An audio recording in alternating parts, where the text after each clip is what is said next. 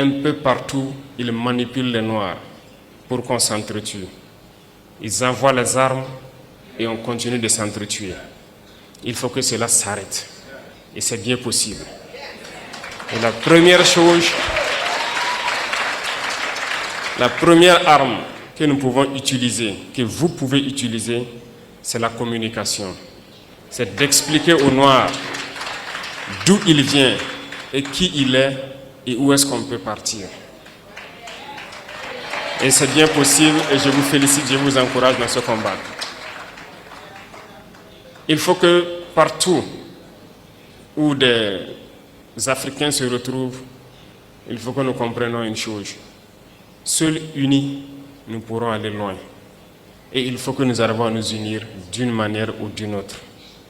Et cela incombe plus à la jeunesse aujourd'hui, mais aussi aux anciens, qui doivent pouvoir expliquer à la jeunesse ce qu'ils ont vécu hier et comment nous devons nous comporter aujourd'hui pour pouvoir nous unir. Et je compte sur tout un chacun pour continuer ce combat partout où il est. Parce que nous sommes combattus aujourd'hui par l'impérialisme qui cherche par tous les moyens à nous faire disparaître, mais aussi par nos propres frères. Certains qui sont les valets de l'impérialisme, mais d'autres aussi pour leur simple intérêt. Personnellement, je dirais qu'il y a beaucoup de chefs d'État africains qui ne m'aiment pas. Ils sont très nombreux, qui ne m'apprécient pas. Peut-être parce qu'ils sont jaloux,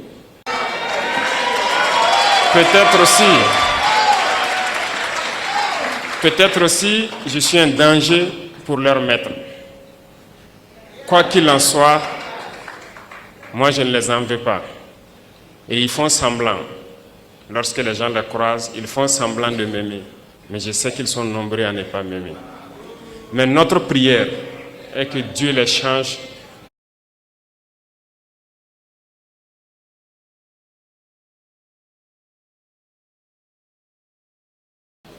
profondément dans leur cœur. Que Dieu mette beaucoup d'amour dans leur cœur. Pas pour nous, mais pour leur peuple. Pour qu'ils aiment leur peuple. Et qu'ils se battent pour leur peuple. Parce que nous continuerons à prêcher le message pour que leur jeunesse se réveille.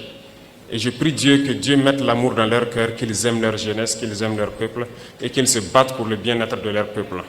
Peut-être qu'à travers cela, nous aussi nous allons bénéficier d'une once d'amour de leur part.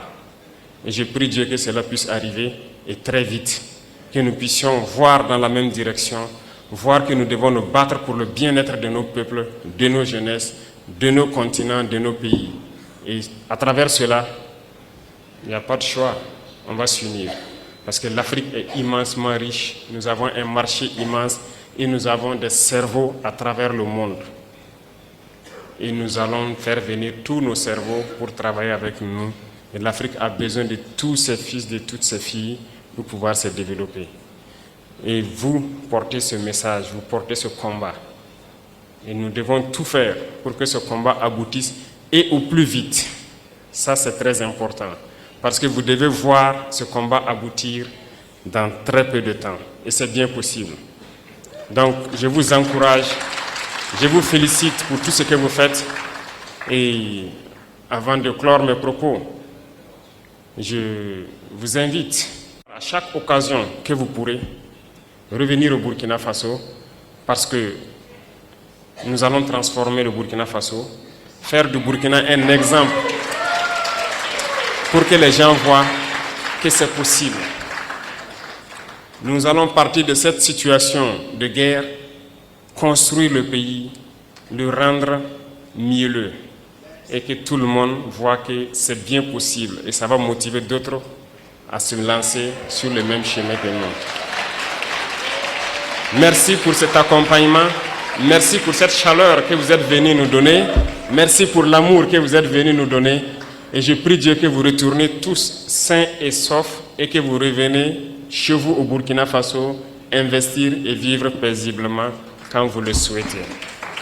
Merci beaucoup à tous, que Dieu vous accompagne, que Dieu vous bénisse, la patrie ou la mort, nous vaincrons. Merci.